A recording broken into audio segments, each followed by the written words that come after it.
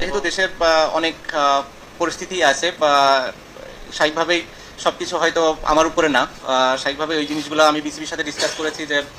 তাদেরকে বলা হয়েছে স্বাভাবিকভাবে যে আমার কি প্ল্যান, স্পেশালি টেস্ট ক্রিকেট নিয়ে। এই টেস্ট এবং হোম সিরিজ আমি মানে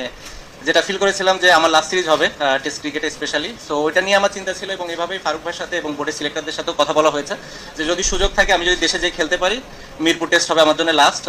স্পেশালি টেস্ট ক্রিকেটে। এবং সেই কথাটা বোর্ডের সবার সাথে বলা হয়েছে এবং তারা এই বিষয়টা জানে এবং তারা চেষ্টা করছে যে কীভাবে এটাকে সুন্দরভাবে অ্যারেঞ্জ করা যায় এবং যাতে করে আমি যে খেলতেও পারি এবং নিরাপদ ফিল করি, অ্যাট দি সেম টাইম যখন দেশের বাইরে আসার দরকার হবে এবং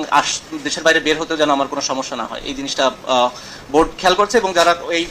বিষয়গুলোর সাথে রিলেটেড মানুষ আছে তারাও এই বিষয়টা দেখবে এবং দেখছে বলে আমি মনে করি এবং তারা হয়তো আমাকে একটা ডিসিশন দিবে যেটার ভিত্তিতে আমি হয়তো দেশে যে খুব ভালোভাবে খেলে অ্যাটলিস্ট টেস্ট ফরম্যাটটা ছাড়তে পারবো। চার পাঁচই যদি বলেন নন স্টপ ক্রিকেটের